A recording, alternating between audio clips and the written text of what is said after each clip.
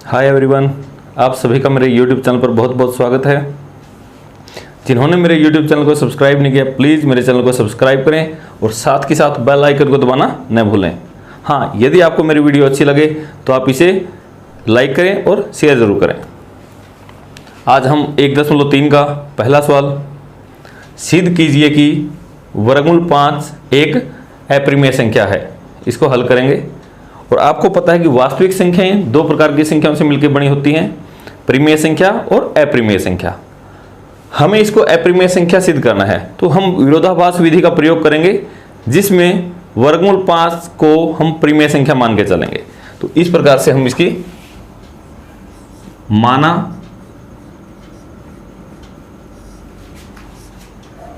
वर्गमूल 5 एक परिमेय संख्या है। विरोधाभास विधि में हमेशा हम उसे विपरीत मान के चलते हैं। माना वर्गमूल 5 एक परिमेय संख्या है।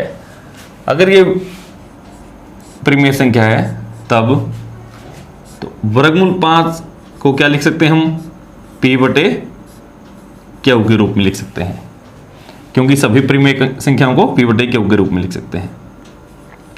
और Q आपका 0 नहीं हो सकता।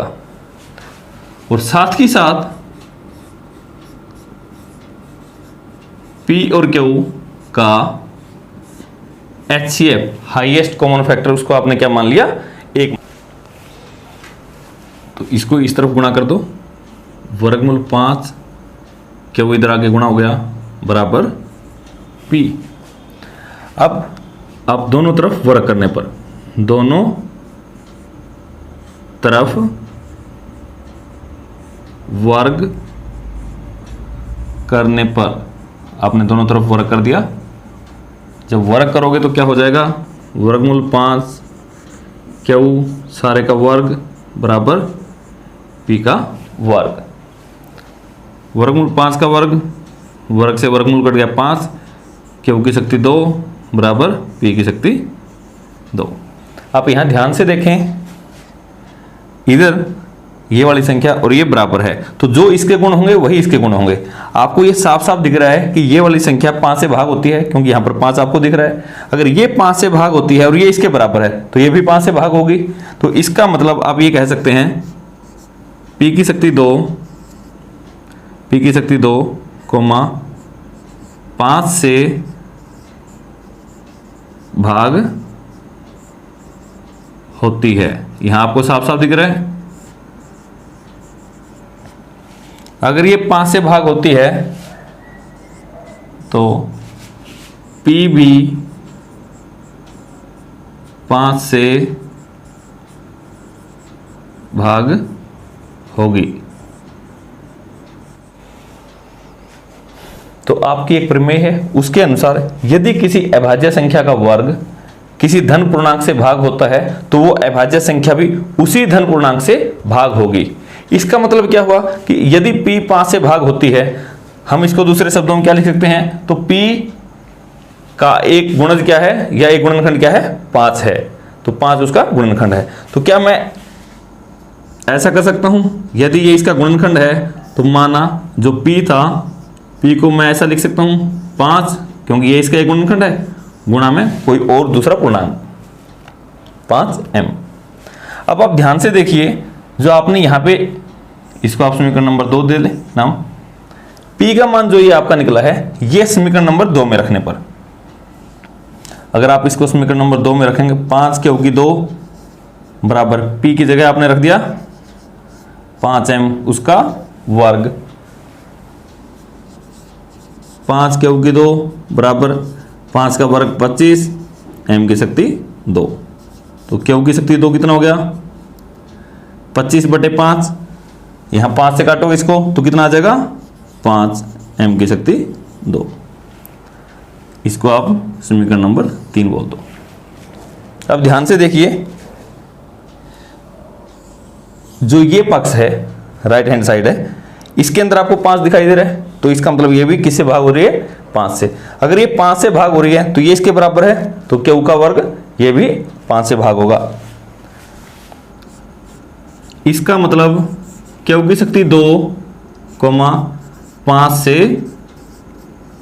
भाग होती है। अगर ये 5 से भाग होती है तो क्यू भी 5 से भाग होगा।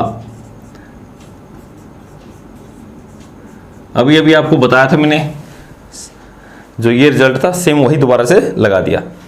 अब ध्यान से देखें, यहां आप हमने बोला कि P 5 से भाग होता है, यहां बोला कि Q 5 से भाग होता है, तो इसका मतलब क्या हुआ? इसलिए 5 कोमा लगा लो, P और Q का उभयनिष्ठ गुणनखंड है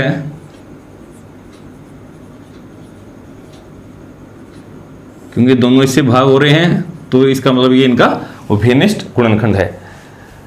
जबकि हमने कहा था कि इन दोनों का HCF होता है, इनके जो उभयनिष्ठ गुणनखंड थे उन सब में सबसे बड़ा था 1, लेकिन यहां तो 5 आ गया।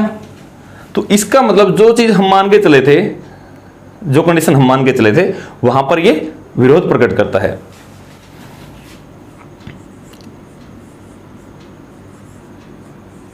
जो कि HCF और PQ का जो HCF आपने 1 माना था, इसका विरोधाभास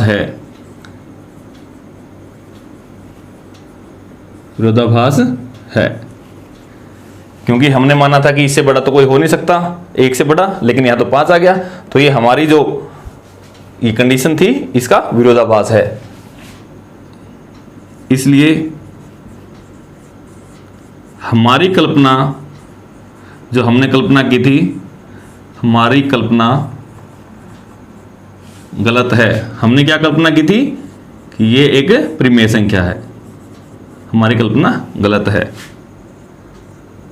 अगर हमारी कल्पना गलत है, इसका मतलब ये परिमेय संख्या नहीं है।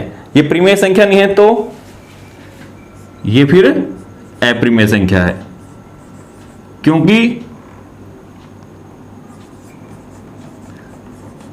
वास्तविक संख्याएं सिर्फ परिमेय और अपरिमेय संख्याओं से मिलकर बनी हैं।